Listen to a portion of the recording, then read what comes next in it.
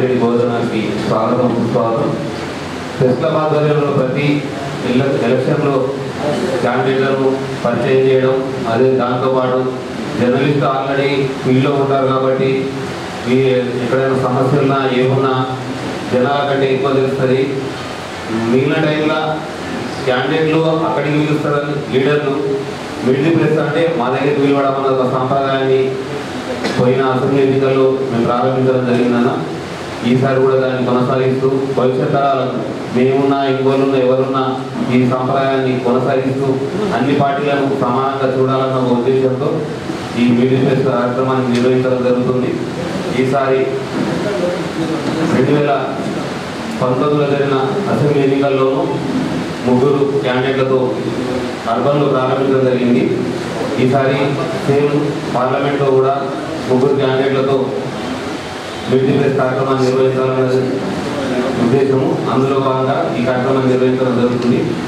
దీన్ని నిర్వహించడంలో కూడా మన జర్నలిస్టులకు చిన్న స్వార్థం ఉంది. జర్నలిస్టులకు అందరూ వ్యక్తిగతంగా చేయడం అది చేయడం అన్నది వేరుంది. కాకపోతే ఇక్కడ జర్నలిస్టులు దాదాపు 253 మంది దాకా మన సభ్యులుగా ఉన్నారు. వాళ్ళకు ఏదైనా సంక్షేమం కోసం ఏదైనా చేయాలన్న ఒక సదుద్దేశంతో కార్పస్ ఫండ్ రైజింగ్ కోసం మిడిల్ ప్రెస్ కార్యక్రమాన్ని నిర్వహించడం జరుగుతుంది. గతంలో కూడా నిర్వహించాం. ఈసారి కూడా దాని ఉద్దేశం మీకు వ్యక్తిగతంగా చెప్పడం జరిగిందన్న. ఈసారి కూడా మీరు సహకరించాలని కోరుకుంటూ ఈ మిడిల్ ప్రెస్ కార్యక్రమంలో మన జర్నలిస్టులు సహకరించి భవిష్యత్తులో కూడా మనం అందరం ఐక్యమత్యంగా అది చిన్న పెద్ద పత్రిక, పెద్ద channel, TV channel, local, YouTube అని భేదాలు లేకుండా అందరూ మనం సమానమే. కాకపోతే అభ్యర్థికి ఉన్న సమయం తక్కువ. అసలే అన్న 48 గంటలు ఉండగా మనం టైం ఇవ్వడం అన్నది చాలా గొప్ప విషయం. దీంట్లో అన్నకు ధన్యవాదాలు. కాకపోతే ఒక చిన్న బ్రీఫ్ అన్న గురించి. అన్న బాజిరెడ్డి గోవర్ధన్ అన్న అందరికీ మనకి ఇక్కడ సుపరిచితులే. ఎందుకంటే ఇప్పుడు మ్యాక్సిమం నిజామాబాద్ జిల్లాలో సీనియర్ రాజకీయవేత్తగా అన్నకి ఇప్పుడు పేరుగా చెప్పాలి. 1954 ఫిబ్రవరి 17న సిరికొండ మండలం చిమన్పల్లికి చెందిన దిగంబర్ పటేల్ గారికి అన్న గోవర్ధన్ అన్న జన్మించారు. బిఏ చదివి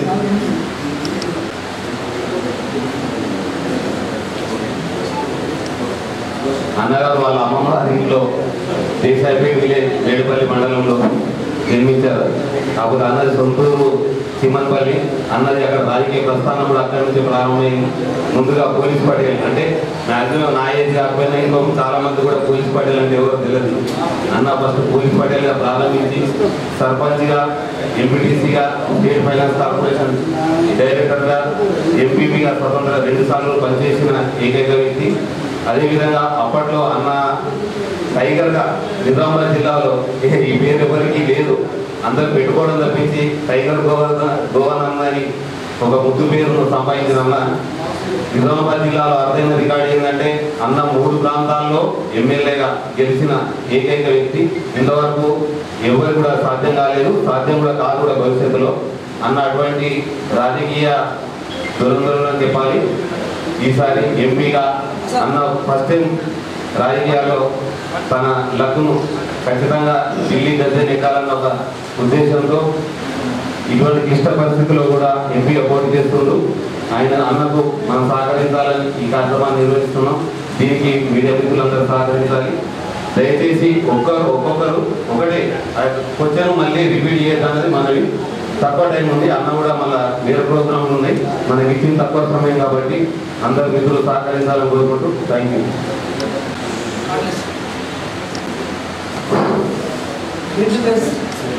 కార్యక్రమానికి ఇచ్చేసినటువంటి electronic media, print media, desk reporters, staff ప్రతి ఒక్కరు కూడా పేరుగా మరోసారి స్వాగతం వెళ్తున్నాము.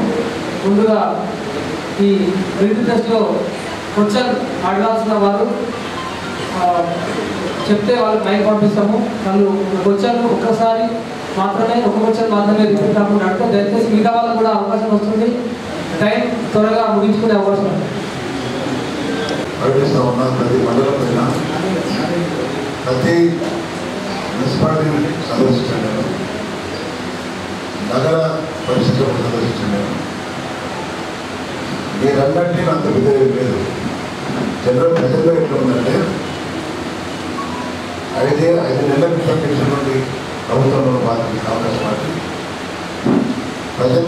మోసం చేసి 6 గ్యారెంటీలని గద్దె మీద కూర్చొని 6 గ్యారెంటీని అమలు చేయకుండా దాన్ని పోస్ట్పోన్ చేసుకుంటా అప్పగలుగుతారు కాబట్టి ప్రజలు అది ఎక్కువ నేను ఆగ్రహంతో ఉన్నారు. మమ్మల్ని మోసం చేసి ప్రజలు మోసం చేసే ఉద్దేశంతో ప్రజలు ఎవరైతే వాళ్ళకు అబద్ధాలు చెప్పి ఓటు చేస్తున్నారో వాళ్ళకు శిక్షించాలనేటువంటి ఉద్దేశంతో వాళ్ళు ఉన్నారు. సెకండ్కి అయినట్టుగా ఉన్నటువంటి సమస్యని ఒక ఎంపీగా గెలిచిన వ్యక్తి, మెంబర్ ఆఫ్ పార్లమెంట్గా గెలిచిన వ్యక్తి ఆ పార్లమెంట్ పరిధిలో ఉన్నటువంటి సమస్యని పార్లమెంట్ ప్రస్తావించాలా? ఒక్కరోజు ప్రస్తావన లేదు.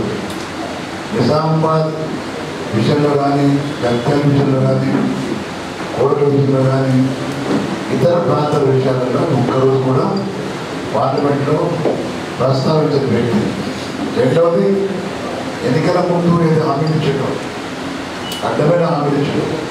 13 ప్రభుత్వం ఏర్పడ్డాక 5 రోజులు పదకొండు చేస్తారు. 5 సంవత్సరాలు తీసుకుంటుంది. రెండోది ఏమన్నాడు? గన్ పాలసీ చేస్తే నేను ఈ పార్లమెంట్ పరిధిలోటువంటి గ్రామాల నుంచి చాలామంది నిరుద్యోగ యువకులు గర్భాటను పట్టింది కాబట్టి వాళ్ళందరికీ న్యాయం చేస్తున్నారు. నకిలీల మాట పడుతున్న వాళ్ళు, ఇమిగ్రెంట్స్ ఇస్తున్నారు, వాళ్ళు జైలులో పడుతున్నారు, హాస్పిటల్ పడితే డబ్బులు లేకుండా చనిపోతూ ఉన్నారు. వాళ్ళని ఆదుకుంటా నేను గన్ పాలసీ తీసుకొచ్చి తన సొంత ఇంట్లో మరి కాల్ సెంటర్ పెట్టాలి. ఆయన ఇంట్లో సొంత ఇంట్లో కాల్ సెంటర్ పెట్టాలని ఆలోచించారు. ఆ కాల్ సెంటర్కి ఎవరైతే బాధితున్నారో దాని బాధితులు వాళ్ళు ఫోన్ చేయొచ్చు. ఈ షుగర్ ఫ్యాక్టరీలు ప్రభుత్వం ద్వారా ఓపెన్ చేస్తుంది. ప్రభుత్వం ముందుకు రాకపోతే తన సొంత డబ్బుతో ఓపెన్ చేస్తుంది. ఈ 4 వాగ్దాలు గాలిపోతుంది. ఈ 4 వాగ్దాల్లో ఏ ఒక్క వాగ్దానం కూడా చేయనటువంటి వ్యక్తి వాళ్ళు ఉన్న వ్యక్తి ఏంటంటే కేవలం ఈ జిల్లా ఎంపీ జరుపుకున్నారు. ఇది ప్రజలకు నేను గుప్తంగా చెప్తున్నాను. ఇది చేస్తున్నాడా మరి కనీసం అనుకోని అది 4 మర్చిపోయి. 5వది ఏంటంటే ఇవాళ కేంద్రంలో మన ప్రభుత్వం ఉంది. ఈ ఉదాహరణ చెప్పిందంటే నేను కానీ ఈ ప్రాంతంలో ఉన్నటువంటి మా బీఆర్ఎస్ పార్టీ ఎమ్మెల్యేగా 10 సంవత్సరాల వాళ్ళ కాలంలో వీళ్ళకి అనుకూలంగా అదే పార్టీ ప్రభుత్వం ఉంది ఈ రాష్ట్రంలో. మరి మేము అనుకూలమైన ప్రభుత్వం ద్వారా వందలాది వేల కోట్ల రూపాయలు తీసుకొచ్చి ఈ ప్రాంతాన్ని డెవలప్ చేస్తున్నాం. బ్రిడ్జెస్ కానీ, రోడ్లు కానీ, సబ్స్టేషన్స్ కానీ, చెక్ డ్యామ్స్ కానీ ఇవన్నీ చేస్తుంటాం. మరి కేంద్రం ద్వారా 1 రూపాయి తెచ్చిందా అని అడుగుతున్నాను. చాలా 1 రూపాయి వేసారని చెప్తున్నాం. కొన్ని గ్రామాలకు వచ్చినట్టు మా గ్రామంలో చెప్తున్నాం. దాదాపుగా ఈ 7 ప్లేసులలో నేను అనుకుంటా ఒక 800 గ్రామాలు ఉంటే ఎక్కువ ఉంటుంది. నేను వెళ్ళిన ప్లేస్లో మాట్లాడితే ఆ గ్రామంలో ఎప్పుడు రాలేదు. ఆ గ్రామాలు రాలేదు, ఆ మండలి ఎటువంటి రాలేదు. దానికున్న ఎంపీ గారు కూడా ఎక్కడ ఇచ్చినా సార్ మాకు తెలియదు, నాకు మాత్రం ఇవ్వలేదు. టోటల్గా అరవింద్ అనే వ్యక్తి ప్రజలకు పంగనామా పెట్టిన తప్ప కేంద్రం ద్వారా నిధులు బస్ బోర్డు గల్ఫ్ పాలసీగా లేకపోతే చివరి ఓపెన్ చేసినా ఈ ఒక్కరు ప్రత్యేకంగా ఉన్న అసమర్థుడు అనే విషయం మేము చుట్టూ చెబుతామని ప్రజలు ఆలోచిస్తున్నారు. ఇప్పుడు ఇప్పుడు ఏంటంటే మోడీలో నా నాణ్యం ఉంది, యువకులు ఉంది. ఎందుకు ఉన్నాను అడిగినాడు. ఎందుకు ఉండాలి? మోడీ ఏం చేసి సమాజానికి భారతదేశం చేయించాలని అడుగుతున్నా, క్వశ్చన్ చేస్తున్నా. ఎవరు రావడం చెప్తారు. నేనేమంటున్నా అంటే మా నాయకుడు కేసీఆర్ గారు 9 ఏళ్ళ పరిపాలన 3,50,000 కోట్లు అప్పు తెచ్చిండు. 3,50,000 కోట్లు ఈ రాష్ట్రంలో అప్పు చేసిన ఆయన దీన్ని కాంగ్రెస్ పార్టీ వాళ్ళు, బీజేపీ పార్టీ వాళ్ళు తెలంగాణ రాష్ట్రాన్ని ఆంధ్రప్రదేశ్ నేను అపవాదం చేస్తుంది. చాలా చాలా వైరల్ చేసిన పాట. కానీ నేను చెప్పిన జవాబు అయితే ప్రజలకు తెచ్చినాం, అప్పు తెచ్చినాం. 3,50,000 కోట్లు అప్పు తెచ్చినాం. నా నాయకులు తెచ్చాడు. దాంతో గ్రామాలలో చెరువులు నిర్వహించిన ఆయన, కట్టెలు బాగా చేసిండు, కుంభం బాగా చేసిండు, ఉడికి తీసిండు ఆయన. మా తల్లులకు, మా అక్కలకు రావడానికి నీరు కోసం ఇల్లు విడిచి దూరంగా వెళ్ళే అవసరం లేదు. గవర్నమెంట్ బతకాల ఉద్దేశంలో ప్రతి ఇంటికి నల్లా తెచ్చి, అదే కాదు ప్రాజెక్టు పెట్టిన ఈ విధంగా చేయడం కాకుండా చాలా ఇండస్ట్రీస్ వచ్చినాయి. ఈవేళ 3,50,000 కోట్లు అప్పు చేస్తే 50 లక్షల కోట్ల ఆస్తులు పెంచినారు. 50 లక్షల కోట్ల ఆస్తులు పెంచినారు. ఆ డబ్బులు నిరంతరంగా వాడలేదు.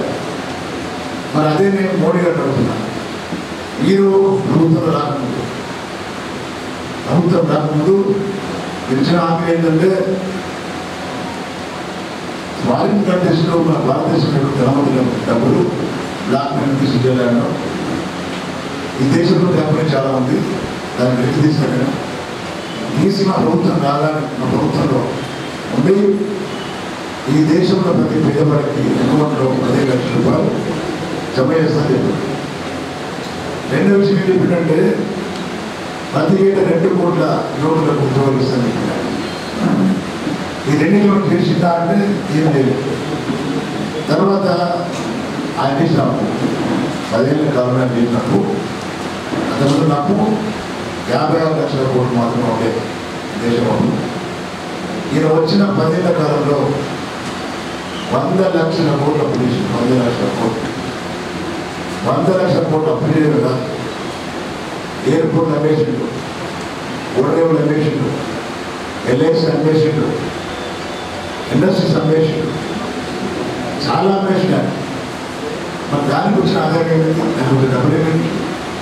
నువ్వు తెచ్చిన అప్పులు 100 లక్షల కోట్లు 100 లక్షల కోట్లతో కనీసం ఈ దేశంలో ఉన్నటువంటి రైతాంగాన్ని వాళ్ళు పడ్డ రుణాన్ని మాఫ్ చేసినామంటే రూపాయలు మాఫ్ చేయాలి. ఇలా ఆస్తులు పెంచినట్టు ఆస్తులు పెంచలేదు. పోనీ ఈ 2 కోట్ల ఉద్యోగాలు ఇచ్చిన వాడు ఉద్యోగాలు లేవు. 10 లక్షలు పడించిన వాడు 10 లక్షలు లేవు. మరి ఇలాంటి వ్యక్తి దేశానికి అవసరం అంటూ మాట్లాడారు.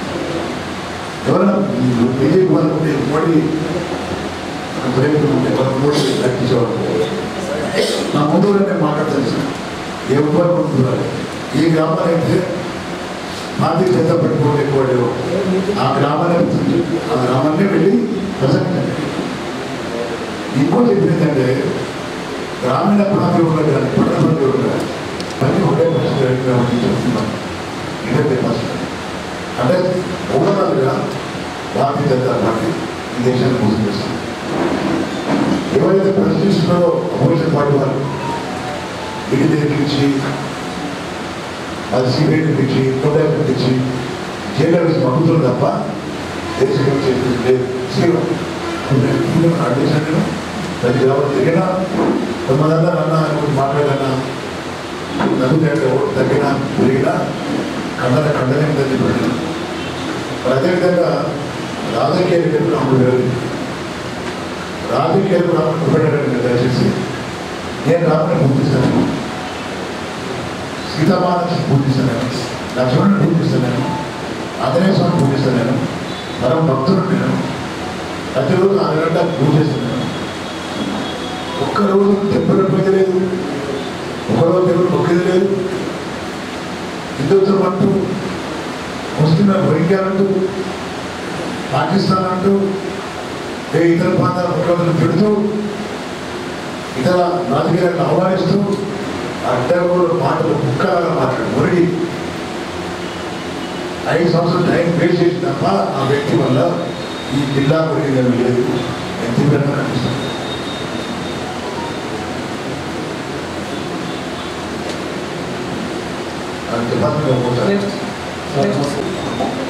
ఉదాహరణ నేను ఆర్మూలు ఎమ్మెల్యే ఉన్నప్పుడు కాంగ్రెస్ పార్టీ వెళ్ళి ఉన్నాయి. అపోజిషన్లో ప్రభుత్వం తెలియదు. నేను పోరాటం చేసి ఆ ప్రాంతంలో నవాబు చేసుకుంటాను.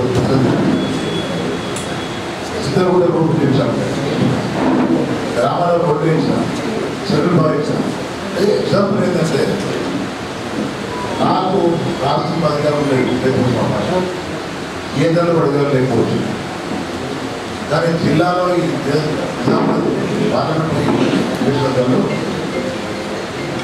ఏ విధంగా ఆంక్షలో జరపలేదు, పసుపోటు ఇస్తున్న ఆంక్షలో ఆ పసుపోటు గురించి మన ఎన్నికల ముందు మోడీ గారు గెజిట్ నోటిఫికేషన్ ఇచ్చారు.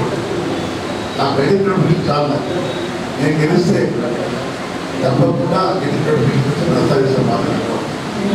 ఒకవేళ నేను అభివృద్ధి వ్యక్తిని ఉద్దేశంలో తెలియజేస్తే ఆ గెజిట్ నోటిఫికేషన్ నేను సుప్రీంకోర్టు కేసుని సాధిస్తున్నాను. అది ఫస్ట్. సెకండ్ ఏంటంటే గల్ఫ్ నుంచి చాలామంది గల్ఫ్ మాట్లాడుతున్నారు. ఎక్కువ కరీంనగర్లో, పెద్దాలు, కొడుకులు, పాల్గొండ, నిజామాబాద్, గోదావరి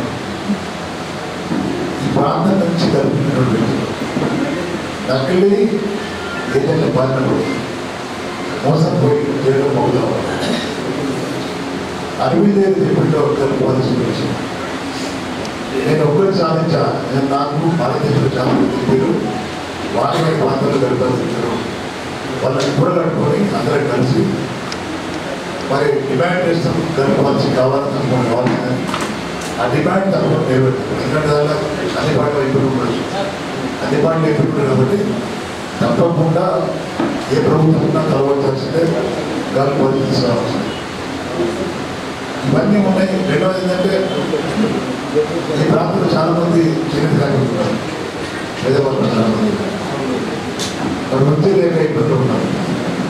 అది వృత్తి కావాలా.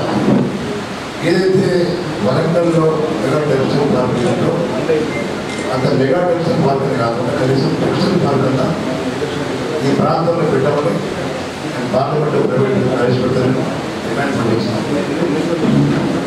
అదేవిధంగా మన ప్రాంతాల నుంచి కేంద్ర ప్రభుత్వం ఇన్కమ్ ట్యాక్స్ రూపంలో లేదా ట్యాక్స్ రూపంలో ₹1 వసూలు చేస్తే చాలా అవసరం. మనకు కూడా కేంద్ర ప్రభుత్వం కావాల్సిందే. ఈ 4 విషయాలు నేను ఒకటి రైల్వే లైన్ కానీ, తర్వాత రోడ్స్ కానీ, బీజాపూర్ కానీ, నిజామాబాద్ బెదర్పూర్ కానీ, నిజామాబాద్ తిరుమలపూర్ కానీ చాలా బిల్డింగ్లు ఉన్నాయి. ఇవన్నీ కూడా తప్పకుండా సాధిస్తాం, ప్రస్తావిస్తా, పోరాటం చేస్తాం, తెలుస్తాం. నా ప్రతి ప్రచార సామాగ్రి ఉంది. ఎందుకు ఉండాలంటే గతంలో ఎంపీ చేస్తున్నారు, 11 రోజులు మళ్ళీ ప్రయత్నం చేస్తాను, పోరాటం చేస్తాను. బీటీ కార్మికుల సోదరుల కోసం, బీటీ కార్మికుల కోసం పెన్షన్ వస్తున్నటువంటి మహిళ లోక్సభలో మంచి పార్లమెంట్ ఉత్తమ పార్లమెంట్ అవార్డు పొందినటువంటి మహిళ మా నాయకుడు. కాబట్టి ఎప్పుడు కూడా స్టార్ క్యాంపెయిన్ 100% స్టార్ క్యాంపెయిన్. ఆమె బయట ఉంటే ఆమె పార్లమెంట్ కూడా వెళ్ళారు. ఆమె లేదు కాబట్టి కేసీఆర్ గారు నా ప్రచారాన్ని, నా మద్దతుగా విడుదల చేసుకొని నిజామాబాద్ పార్లమెంటరీ పరిధిలో ఉన్నటువంటి వ్యక్తుల్లో బస్ యాత్ర పెట్టిన వారు, వస్తు రోడ్లలో, మెట్రిల్లో, మాల్కొండలో, ఆర్మూర్లో, నిజామాబాద్ కూడా బస్ యాత్ర పెట్టినారు. చాలా గ్రాండ్గా సక్సెస్ అయ్యారు. అంటే స్టార్ క్యాంపెయిన్ ఏంటి, అసలు లైవ్ స్టార్ క్యాంపెయిన్ అంటారు. అన్నింటినీ బాగుంటున్నారు, లేకపోవడం బాగా ఉంటున్నారు. బీజేపీ నాయకులు, బీజేపీ పార్టీ వాళ్ళు అది ఒక ఛాలెంజ్ ఇస్తారు. ధర్మపురి అరవింద్ ఎక్కడికి పోటీ చేసినా అక్కడికి వెళ్ళి మూడగొట్ట పోటీసులు చెప్తారు. దాని ఉదాహరణ మన కొడుకులో పోటీ, ఎమ్మెల్యే పోటీ ఇక్కడ ఉండి కూడా ఉన్నటువంటి మహిళా నాయకులను మాట్లాడారు. మళ్ళీ బయట ఉంటే ఇక్కడే పార్లమెంటు కూడా ప్రయాణపడి వాళ్ళ నాయకులతో మాట్లాడి అసత్య ఆరోపణలు చేసి లిక్కర్ స్కామ్లో ఆమె దాన్ని ఎక్కించి కావాలని దాని ఎవిడెన్స్ లేదు, ఒక విధానం లేదు, ఒక సాక్ష్యం లేదు, ఏమి లేకున్నా కేసీఆర్ గారు పోరాటం చేస్తున్న బీజేపీ కాబట్టి మరి మహిళ బయటపడే ఎంపీ ఆలోచిస్తామని ఈ రెండు దృష్టిలో పెట్టుకొని ఆమె అవినీతి ఆరోపణ మీద రికార్డ్స్ కానీ నిబంధనలు జైలు వేసారు. జైల్లో వేసినా కానీ ఆమె నాకు సపోర్ట్ చేస్తూ ఉంది. ముందుగా మాట్లాడుతున్నాను వేరే నాయకులు చెప్పినట్టున్నాను. ఆమె పార్లమెంట్కి ఏదైతే ఒక టీం తయారు చేస్తున్నారు, పోటీ చేస్తారు, ఆ టీం మొత్తం నాకు హ్యాండల్ చేస్తారు. సొసైటీ మీద టీం మొత్తం నాకు హ్యాండల్ చేస్తారు. ఆమె ఫుల్ సపోర్ట్ నాకు ఉంది. ఆమె మా నాయకులు, మా పార్టీ నాయకులు, దీని నో డౌట్ ఆయన ఏం మాట్లాడు అర్థం కాదు. విషయాలు తెలుస్తున్నారు. శివరెడ్డి గారు అంటే మరి ఎన్నికల ముందు నేను బాగా గౌరవిస్తున్నాను. ఎంత డ్రామా చేస్తున్నాడంటే నేను విన్నా ఎక్కడ కమిషన్ శివారెడ్డి గారు ఫస్ట్ 81లో సంథింగ్ వచ్చాడు. ఆ 82లో మన ఎలక్షన్ వచ్చాడు. శివారెడ్డి ఎమ్మెల్యే పోటీ చేసింది. 6 సార్లు ఎమ్మెల్యే అయ్యారు, 2 సార్లు మంత్రి అయ్యారు. ఇది 3వసారి ఎంపీ కంటెస్ట్ చేస్తున్నారు. అక్కడ ఎమ్మెల్సీ ఉన్నాడు. మన ఎమ్మెల్యే పోటీ చేసినారు, ఓడిపోయాడు మన ఎంపీ వాళ్ళు. అంటే ఎలాంటి వ్యక్తి అంటే రాజకీయంగా తను తప్ప ఎవరు ఉండదు, తన కింద పనిచేసే క్యాడర్లు ఎవరు పైకి రావద్దు. అదే ముఖ్యంగా బీసీ, ఎస్సీ, ఎస్టీ వాళ్ళందరూ చెమటతోని పదవులు నేర్చుకున్న వ్యక్తి శివరెడ్డి గారు. రెండో విషయం చెప్తే నేను ఆశ్చర్యపోతుందంటే మండల ప్రెసిడెంట్ ఉన్నా వాళ్ళకి ఇవ్వడం, డెప్యూటీసీ తమ్ముడికి ఇవ్వడం, కార్పొరేటర్లు తమ్ముడు, మున్సిపల్ చైర్మన్ వరదలు, ఇక్కడ మిగిలిన సూపర్ ఉంటే అనుకుంటే సార్ అంటే వేరే ఉండేది ఆ ఇంట్లో ఉన్నది పదవులు కూడా. నేను తెలుసుకున్నా, నేను ఏ ఒక్కడికి అవకాశం లేదు, మొత్తం పదవులు నాకే వల్ల పనిచేసే నాయకుడు క్యాడర్ మొత్తం పొడి చక్కెర చేయాలా, బానిసలా నాకు ఉండాలా అని ఆలోచించే వ్యక్తులు ఉన్నది ఈ కాన్స్టిట్యూషన్ అంటే అది శివరెడ్డి గారు. ఇంకో విషయం ఏంటంటే ఆయన ముఖ్యం చేస్తున్నారు. ఆయన ఉన్న నిధులు డెవలప్ 10 ఏళ్ళ ఈ టీఆర్ఎస్ పాలనలో బ్రిడ్జెస్ కానీ రోడ్లు కానీ విపరీతంగా డెవలప్. ఆయన ఆయన అక్కడ చాలా చేస్తుంది. ఒక్క పని చేయాలి ఆయన చేసేమన్నా. నేను మొన్న రీసెంట్లీ ఊళ్ళో డిగ్రీ కాలేజ్ చేస్తున్నాను, శ్రీకొండ డిగ్రీ చేస్తున్నాను.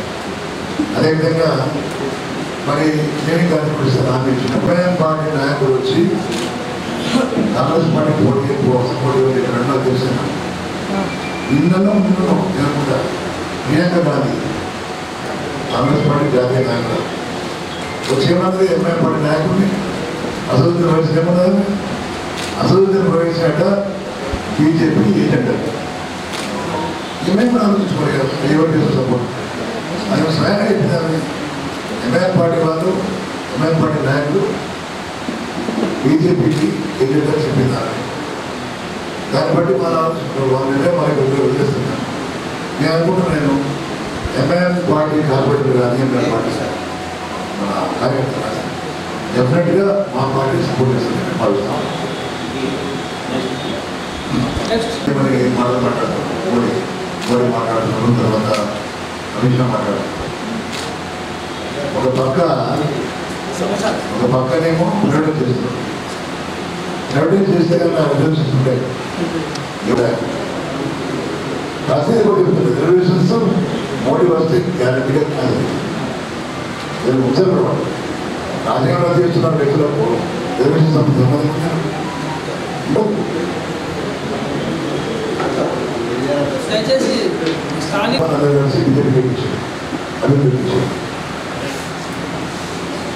ఈ విషయం నినాద మన వీడియో వచ్చింది జ్యోతి గారు.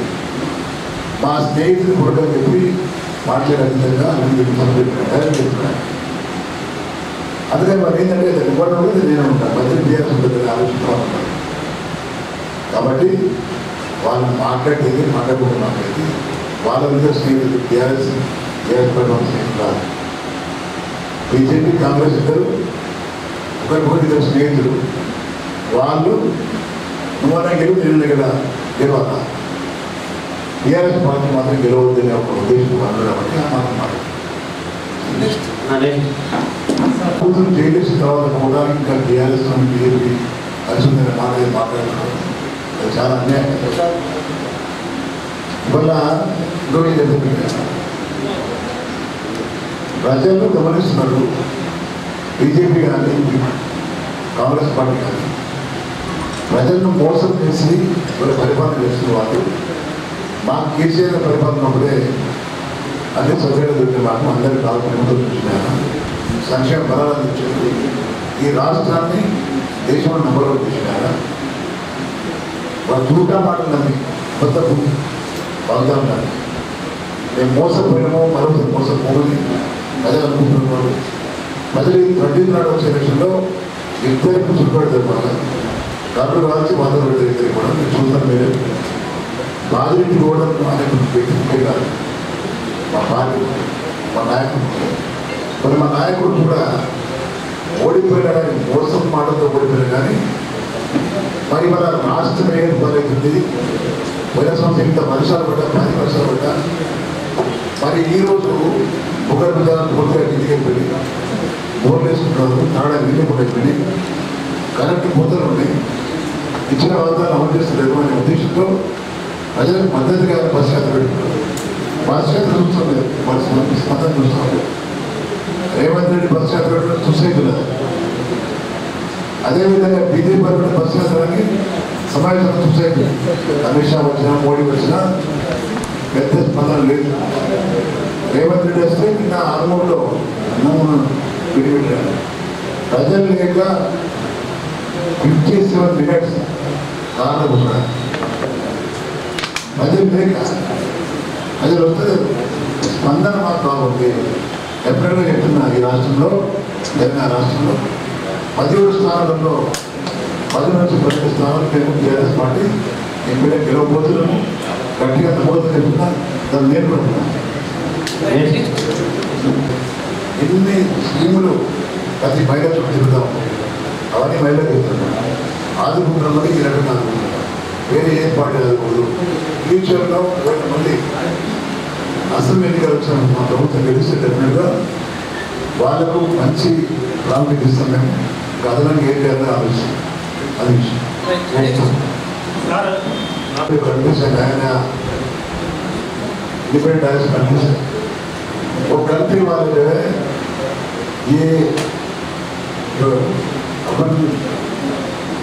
ఏ రాజ్యాంగంలో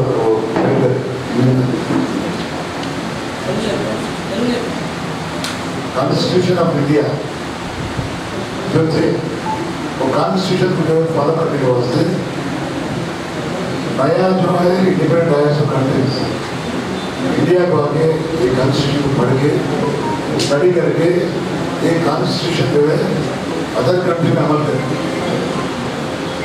वो अदर कंट्री जो अमल करे तो उसको जो है वो कंट्रीज अच्छा बढ़े. कहीं भी कास्ट बेसिस हो नहीं तो दूसरी तरफ से हो वो कंट्री में जो है हम करना पसंद करने वाले डेवलपमेंट मास्टर्स डेवलपमेंट अपना कंट्री में जो है ये पुकारा जो पुकारा हमने पुकारे गए तो उसका बाप से नहीं होता उससे दादा से ये जो है कॉन्स्टिट्यूशन है ना कोई चेंज नहीं कर सकते. न चाहे तो पब्लिक के वास्ते कुछ और जो है अमेंडमेंट कर सकते. ये जो है ये रिजर्वेशन भी हो कोई भी आंसर नहीं कर सकते. लेकिन अगर पब्लिक खुद सामने आके हम बढ़ गए अच्छा हो गए 50 डेवलप हो गए हमको रिजर्वेशन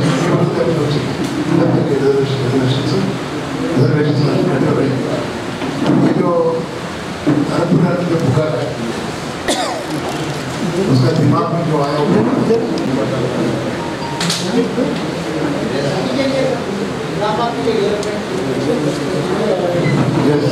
निजामाबाद जो है स्मार्ट सिटी पे करेंगे.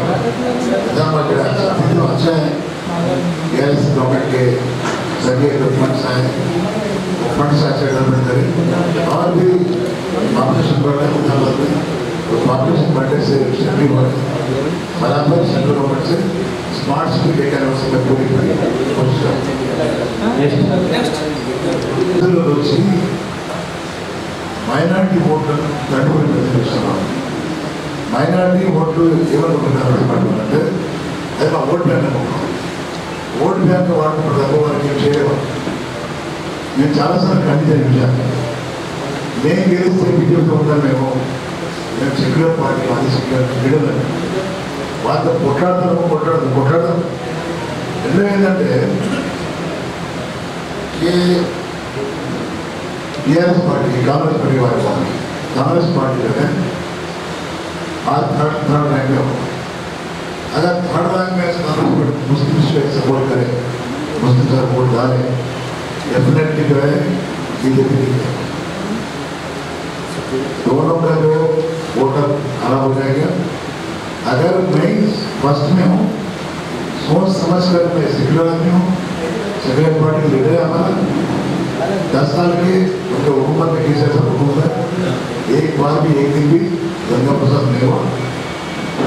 और गंगा प्रसाद नहीं हुआ और वो माइनॉरिटी को डेवलप करे, कितना जगह डेवलप करे.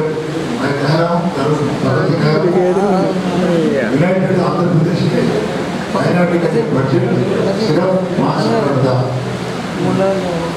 हमारा हुकूमत आने वाला हमारे यहाँ 2000 करोड़ लगा के एमरेज जो है स्कूल लगाए और बच्चों को रेजिडेंस को बनाए, उसमें पढ़ाए. एक स्टूडेंट गए गवर्नमेंट. ये काम कांग्रेस पार्टी कुछ नहीं करा कभी ना कभी. माइनॉरिटी वोटों को वोट बैंक समझे, लेकिन एक पैसा जरूर करने वास्ते कुछ नहीं करा. हम बोलते हैं कि टीआरएस पार्टी सेक्युलर पार्टी नहीं होगी, कांग्रेस ही सेक्युलर है. क्या कांग्रेस सेक्युलर है? मैं चाहे करना चाहूँगा सिर्फ एक कॉन्स्टिट्यूंसी के अंदर में बोला चाहता हूँ. कौन सेक्युलर है? कांग्रेस पार्टी कैंडिडेट सेक्युलर है, वो नकली सेक्युलर है. जीवन रेड्डी जो है कांग्रेस पार्टी से टिकट ला रहे हैं, जो बोल रहे हैं नकली सेक्युलर है 100%. इसलिए बोल रहा मैं घर से बगल से बोल रहा हूँ. गैर इलेक्शन में उन्हें बीजेपी सपोर्ट करा. उन्हें बीजेपी सपोर्ट करने से क्या हुआ? बीजेपी जीत गया. इसलिए जिताया उन्हें कि माइनॉरिटी को गाड़ी दो, माइनॉरिटी को इज्जत निकालो, माइनॉरिटी को जो चाहे वो गाड़ी दो. अभी आज 5 साल से जो गाड़ी दे रहे, 5 साल से जो काम कर रहे हैं, उसका जो है रिजल्ट जीवन रेड्डी अगर उनके पार्टी में सपोर्ट करे, जीवन रेड्डी आदमी पीछे था. आदमी रहेंगे, उसका पार्टी का लीडर बनाया उन्हें. आप बोल रहे हम सेक्युलर में कांग्रेस पार्टी कैंडिडेट सेक्युलर नहीं है. मैं सेक्युलर हूँ 100% सेक्युलर में. जो बोलने वाले सामने आकर मेरे क्वेश्चन करो, जवाब नहीं, खुद हो जवाब. ओके. ఎన్నికల్లో పసుపు కూడా చాలా కీలకంగా మారింది. అభ్యర్థుల గెలుపు ఓటములను కూడా శాసించింది. ఈసారి చెరుకు ఫ్యాక్టరీల సమస్య చాలా కీలకంగా ఉంది. 3 షుగర్ ఫ్యాక్టరీలు ముత్తంపేట, సారంగపూర్, బోధన్, ఈ 3 ఫ్యాక్టరీలు కూడా టీడీపీ, టీఆర్ఎస్, కాంగ్రెస్ 3 పార్టీల హయాంలో రకరకాలుగా మూతపడ్డాయి. లేఅవుట్ కూడా ప్రకటించినటువంటి పరిస్థితి. ఇప్పుడు ఎంపీ ఎన్నికల్లో కూడా కాంగ్రెస్ చెప్తోంది కమిటీ వేస్తున్నారు, బీజేపీ చెప్తోంది 66 ఫ్యాక్టరీలు పెంపించాము, ఈ ఫ్యాక్టరీలు కూడా బాగా సాధ్యం చెప్తోంది. టీఆర్ఎస్ అభ్యర్థిగా బాధ్యత గౌరవం ఏం చెప్తాను రైతులకు? చెరుకు ఫ్యాక్టరీ ఓపెన్ చేస్తా అనే షుగర్ ఫ్యాక్టరీ ఓపెన్ చేస్తానే హామీ ఇచ్చిందో 2004 నుంచి వచ్చింది. 2004 నుంచి షుగర్ ఫ్యాక్టరీ ఓపెన్ చేస్తాం కాంగ్రెస్ పార్టీ వాళ్ళు హామీ ఇచ్చింది. అసలు ముందు చంద్రబాబు నాయుడు ప్రైవేటైజ్ చేసిందాన్ని కాంగ్రెస్ పార్టీ గెలిస్తే తప్పకుండా మరి గవర్నమెంట్ ఓపెన్ చేస్తుంది, గవర్నమెంట్ రిమూవ్ చేస్తుంది, గవర్నమెంట్ నడిపిస్తుంది హామీ. ఆమె ఇచ్చిన కాంగ్రెస్ పార్టీ చేస్తుంది అప్పుడు నేను ఎమ్మెల్యే కూడా మాట్లాడాను. జీవన్ కూడా ఎమ్మెల్యేనే, సుదర్శన్ రెడ్డి ఎమ్మెల్యే, రత్నాకరరావు ఎమ్మెల్యే మంత్రి. ఆ రోజుల్లో కాంగ్రెస్ పార్టీ వేసిన తర్వాత హౌస్ కమిటీ వేసిన కమిటీ చైర్మన్ రత్నాకరరావు మినిస్టర్ ఇవ్వడు. ఆయన హయాంలో ఆయన నాయకత్వం స్టడీ చేశారు. నేను కూడా కమిటీలో ఉంటాను. 5 ఏళ్ళు కాలేయం చేశాను. ఏం చేస్తాం అది చేస్తాం. లాస్ట్ ఏమైంది, ఎలాంటి నిర్ణయం తీసుకుంటున్నా అదే ప్రైవేట్ వ్యక్తి హ్యాండిల్ చేస్తున్నాను. 10 ఏళ్ళు అందరూ జరిగిపోయింది. 10 ఏళ్ళ కాంగ్రెస్ పార్టీ ప్రభుత్వంలో 10 ఏళ్ళు వచ్చిన హామీ నెరవేర్చుకోలేదు. ఆ తర్వాత టీఆర్ఎస్ పార్టీ కూడా హామీ ఇచ్చింది. అప్పుడు నేను ఎమ్మెల్యే టీఆర్ఎస్ పార్టీ హామీ ఇచ్చి కేసీఆర్ గారు రైతులను ఒకసారి కమిటీ చేసి ఎమ్మెల్యేలను కమిటీ చేసి దానిలో ప్రజా శ్రీవారి గారు వ్యవసాయ శాఖ మంత్రులు మా మండలాన్ని కూడా మహారాష్ట్రలో ఉన్నటువంటి కోఆపరేటివ్ ఫ్యాక్టరీ పెట్టించండి మనం ఆలోచించండి. మేమందరం 5-6 బస్సులు పెట్టుకొని ప్రజా గారి నాయకత్వంలో ఎమ్మెల్యేలు మేము ఆ ప్రాంత రైతులు ఈ ప్రాంత రైతులు కలిసి బాధపడి శరద్ పవార్ గారు జిల్లా పెడతాం. ఆ తర్వాత ఇతర సిమెంట్ ఫ్యాక్టరీలో స్టడీ చేశారు. స్టడీ చేసి వచ్చిన తర్వాత రిపోర్ట్ సబ్మిట్ చేశారు. రిపోర్ట్ సబ్మిట్ చేసిన తర్వాత ఏమంటే ఈ ఫ్యాక్టరీ మొత్తం స్క్రాప్ అయింది, ఖరాబ్ అయింది.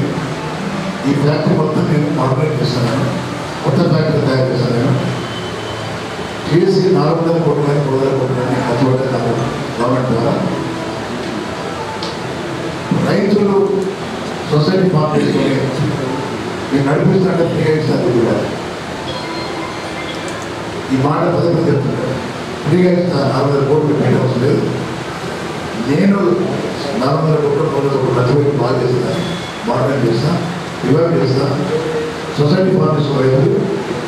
ఈ 3 ఫ్యాక్టరీ ఇస్తాను. రైతులు ముందుకు రాకపోగలిగిన వాళ్ళు ప్రభుత్వమే ఒకటి అలా నేను చేయమని నెక్స్ట్ మళ్ళీ ఈ ఆర్మీ సిరీస్లు డ్రామా ముఖ్యపెట్టిగా పార్లమెంట్ వచ్చింది.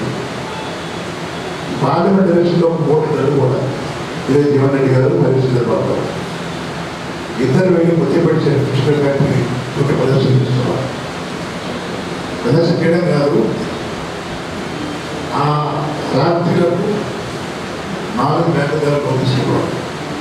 4 బ్యాంకు ధరలు తీసుకుంటే దాదాపు ఆ లోను 250 కోట్లు 100 కోట్లు ఉంటాయి. 1 టైం సెటిల్మెంట్ మాట్లాడి మరి 4 బ్యాంకులకు తక్కువ వేస్తున్నారు. 40 కోట్లు కూడా కట్టారు. బ్యాంకు 3 బ్యాంకులు ఉంటాయి. సరే నేను ఏమంటున్నాడు, నువ్వు హామీ ఇచ్చినప్పుడు నడిపించాల్సిందే. హామీ ఇచ్చిన వాడికి తెలిసింది కాబట్టి బాగా నువ్వు గెలవడానికి కాదు, పార్టీ వచ్చింది కాబట్టి బ్యాంక్ ఓపెన్ చేయాల్సిందే. నేను కూడా అవుతుందా. అదేవిధంగా రైతాంగాన్ని కూడా ఇప్పుడందరూ ఈజీగా బయట పండిస్తారు. అది ఈజీ పంట కాబట్టి బయట పండిస్తారు. దాన్ని కన్వర్ట్ చేయాలి. ఏం పెడతారు చెరుకు రైతులు మార్చాలి వేరే దగ్గర కూడా అవన్నీ చేయడానికి అవేర్నెస్ కావాలి. అవేర్నెస్ క్యాంప్ పెట్టాలి, ట్రైనింగ్ క్యాంప్ పెట్టాలి రైతాంగానికి. మరి కొత్త రకం చదివించుకోవాలి, ఇతరులకు తీసుకోవాలి. ఇవన్నీ చాలా ఉన్నాయి. ఈ గడిచేవారికి ఏమిటంటే కాలం దాటిపోతాయి. నేను అనుకుంటున్నాను ఆయన ఎవరు ప్రైవేట్ వ్యక్తులు ఆయన మాట్లాడు. ఆయన అన్నాడు, సార్ వాళ్ళు బ్యాంకు కట్టిన దాన్ని బ్యాంకు లోన్ పెట్టినా ఫ్యాక్టరీ నడిపించడం వల్ల నేను నడిపిస్తా ప్రభుత్వం నడిపించేది.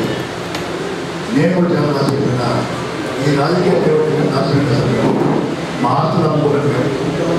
మరి ఇప్పుడు వాళ్ళ బ్యాంకు లోన్ కట్టిన తర్వాత కూడా మాకు డబ్బులు ఇవ్వాలి.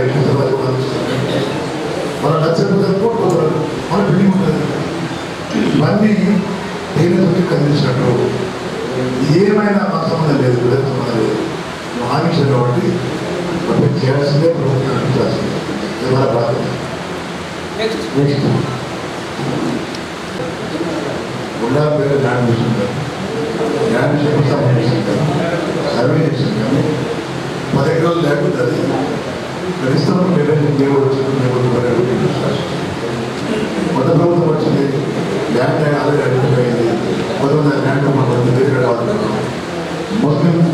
జర్నలిస్ట్ కూడా జర్నలిస్ట్ కూడా మరి వాళ్ళు సపరేట్ కావాలనుకుంటున్నారు.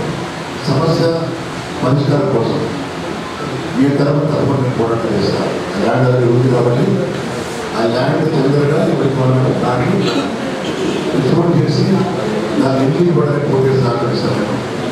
కేంద్రం కూడా ఉంది, కేంద్రం కూడా బిజినెస్ ఇండస్ట్రీలో నిర్మాణం కోసం అదే వస్తున్న తప్పకుండా రాష్ట్ర ప్రభుత్వం కానీ కేంద్రం ద్వారా నిధులు తీసుకొచ్చి తప్పకుండా మీకు ఇల్లు కట్టి చేపట్టు చేస్తాను ఆలోచిస్తున్నాం. మీ పరిస్థితి బాధించు దాని పేదవాళ్ళని కష్టపడుతున్న యాజమాన్యాన్ని కూడా అనుకున్న గౌరవం పొందలేదు. మీకు ఏదేమైనా మీ జీవితాలు బాగుపడాలంటే ప్రభుత్వం సహకరించడం లేదు. నేను పార్లమెంట్ మెంబర్కి వచ్చిన తర్వాత తప్పకుండా మీ అందరికీ పూర్తి సహాయం అందించి నాకు తెప్పించి విజయం కాకుండా రాష్ట్ర ప్రభుత్వం తీసుకుంటే మా ఇవ్వరు ప్రభుత్వం తీసుకొచ్చినప్పుడు శాంక్షన్ చేపడుతుంది.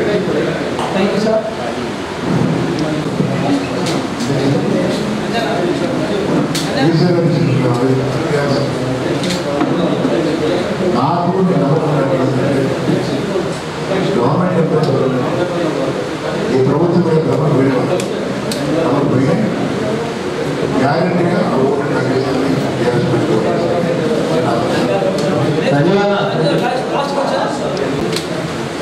ప్రజల్లో ఏది ఆలోచించారు మనం కూడా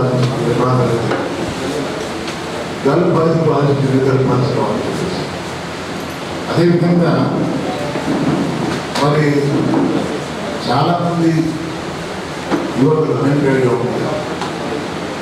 స్కిల్ డెవలప్మెంట్ సెంటర్ లేకపోవడం వల్ల వాళ్ళకు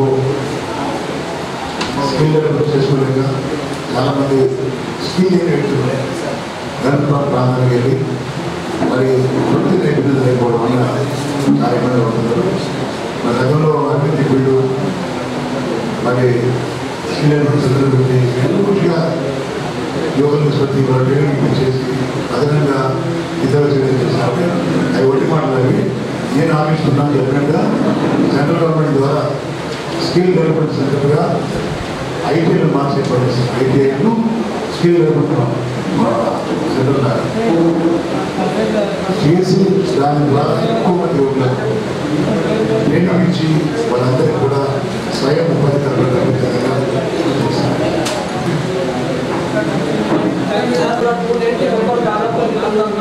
మాకున్న రెవెన్యూ సోర్స్ కేవలం ఒక ఈ మడిగ మాత్రమే. ఆ మడిగలో వచ్చినటువంటి రెవెన్యూనే మేము బిజినెస్ మాట్లాడుతున్నాము. లెక్కలు కూడా చాలా తగ్గిపోయినాయి. ఎవరు హాస్పిటల్లో వాళ్ళు పెట్టుకుంటున్నారు. వచ్చిన రెవెన్యూతో పిల్లలు సాధించవచ్చు. మాకు టీచ్ ట్యాక్స్ వాటర్ ఖర్చులు మాత్రమే వెళ్తున్నాయి. మేము ఒక కార్పస్ ఫండ్ అనేది గతంలో 10 ఏళ్ల క్రితం స్టార్ట్ చేశామన్నా. అది బ్యాంక్లో డిపాజిట్ చేసి వచ్చినటువంటి వడ్డీ ద్వారా ఎవరైనా నిర్దిష్ట కుటుంబ సభ్యులు చనిపోతే వాళ్ళ అంత్యక్రియల ఖర్చు కోసం కానీ లేదా ఎవరైనా అత్యవసర పరిస్థితుల్లో ఆసుపత్రిలో ఉంటే వాళ్ళ వైద్యం కోసం ఖర్చుల కోసం అని కేవలం 5,000, 3,000 మాత్రమే ఇచ్చే అవకాశం మాకుంది. వడ్డీని మాత్రమే బ్యాంకులో తీసుకొచ్చి వాళ్ళ సంక్షేమం కోసం ఖర్చు చేస్తున్నాము. రోజు రోజుకు మీడియా పెరుగుతోంది, ఛానల్స్ పెరుగుతూ ఉన్నాయి, సోషల్ మీడియా పెరుగుతోంది, సర్వేలు పెరుగుతోంది. కానీ మాకు రెవెన్యూ సోర్స్ మాత్రం పెరగట్లేదు. మీ ద్వారా అంటే అభ్యర్థుల ద్వారా గత ఎన్నికల్లో మేము సేకరించినటువంటి డిపాజిట్ కూడా పెంచుకొని తద్వారా వస్తున్నటువంటి వడ్డీని జర్నలిస్టుల సంక్షేమానికి రికార్డ్ చేయాలి.